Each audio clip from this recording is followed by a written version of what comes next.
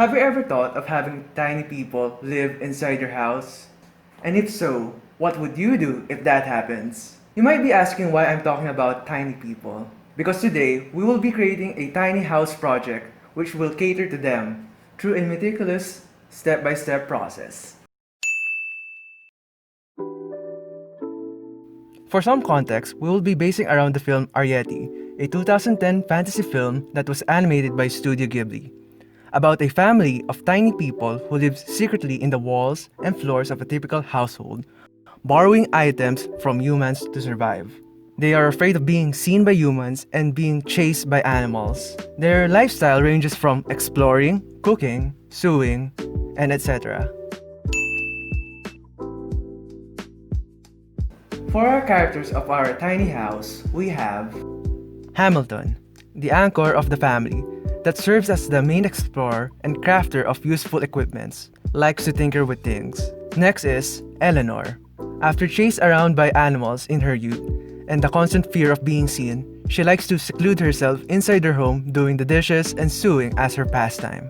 Bridget, an open-minded girl that likes to explore the outdoors and loves to learn new things while at the same time loves to help with the chores.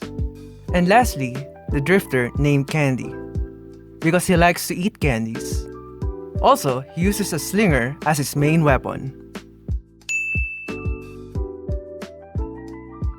Based from the information gathered from the film, we have to consider that there would need at least 2 bedrooms, one for the parents and one for the teen. There should be a storage area for the borrowed things, a sewing area for the mother, and an electrical area for the father. For the drifter, it should be somewhere that has greenery at the same time can be easily traveled by the borrowers.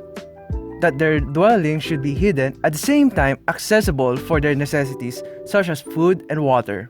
And lastly, there should be privacy against unwanted attention.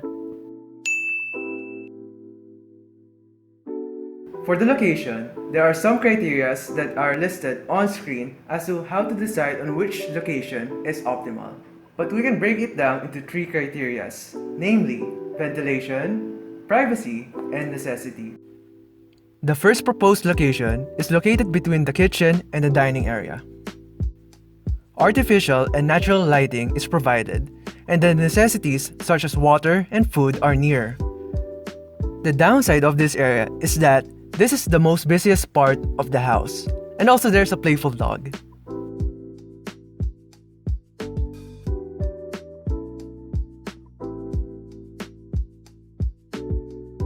The second proposed location is the storage room on the 3rd floor. The area has natural lighting, source of water, privacy since it is seldomly visited, and also it has a great view. The downside is that food is not that available, and that artificial light is sometimes present. Also, hear me out about this. What's great about this area is its opening. Upon further reviewing the floor plan of the site, the opening has access to the 2nd floor and the 1st floor of the house, wherein they have access to food and also they could borrow things easier. For the drifter, we want him to be away from the people, at the same time let him live somewhere that he prefers to. So the proposed site is above the garden on the 3rd floor, where he could live off with the flowers around the area, at the same time has the freedom to enjoy the sunlight. For the building material, we need to have some consideration on whether the material is flammable or water resistant, because we can perceive this project as just building a normal house. For example, what type of material is good for the kitchen since there aren't available stoves? Or what if they want to take a bath, but since it's made out of cardboard, then the water just goes down? So now for the materials that would be listed on screen that would be used for this project.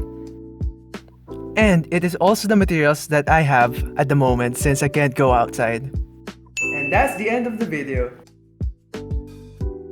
Also on screen is my designer's notebook that shows my in-depth analysis of this project. There were some ideas in my notebook that weren't present in the video. So yeah, go check that out. Thank you for watching.